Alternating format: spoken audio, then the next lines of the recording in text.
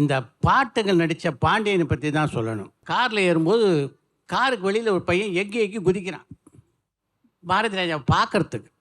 அவனை பார்த்துட்டு இருந்தார் பாரதி ராஜா. சித்ராவின் கொஞ்சம் காரில் ஏற்றிக்கன்னார்.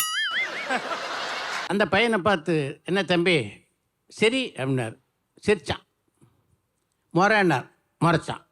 சரி கொஞ்சம் நடன்னார். நடந்தான். நல்லா இருக்கான், ஏன் இவனையே போட்டுடலான்னார். எனக்கு அப்படியே நெஞ்சு நின்று போகிற மாதிரி இருந்துச்சு. முதல் படம். ஏன்னா முதல் படம் ஏதாவது ஒன்றா தானே தொடர்ந்து நம்ம தயாரிப்பாளராக இருக்க முடியும். அப்போ நல்ல காலம் வந்து கதாசிரியர் கலைமணி அங்கே இல்லை. இந்த பையன் போனவுடனே அவர் வந்தார். என்ன சார் ஹீரோ செலக்ட் ஆகிடுச்சான்னார். ஒரு பையனை பார்த்துருக்காங்க, நீங்களும் ஒரு தடவை பார்த்துட்டிங்கன்னா நல்லாயிருக்கும் கலைமணி. பையனை காமிச்சேன். செலக்ட் பண்ணிருக்கார் டேரக்டர்னு. அப்படியான்னு பார்த்தார். 2 பேரும் காரில் ஏறணும். என்ன சொல்ல போகிறாரு இந்த ஆள் வேறு எனக்கு பக்கு பக்குன்னு.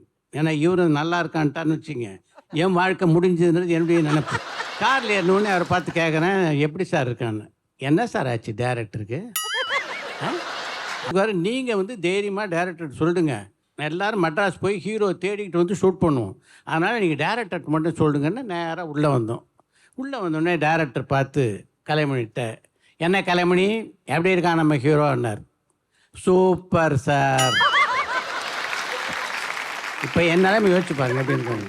பல்ல கடிச்சிக்கிட்டு அப்படியே இருந்தேன். கலைமணி ரூமுக்கு வந்தார். மனுஷனாயா நீ, என்ன இப்படி பண்ணிட்டியன்னு. சித்ரா சார், டைரக்டர் என்ன சொன்னான்னு நீ கவனிக்கல. அவர் என்ன கேள்வி கேட்டார், எப்படி இருக்கான் ஹீரோன்னார். இதுலேருந்து என்ன தெரியுது, அவர் முடிவு பண்ணிட்டார்.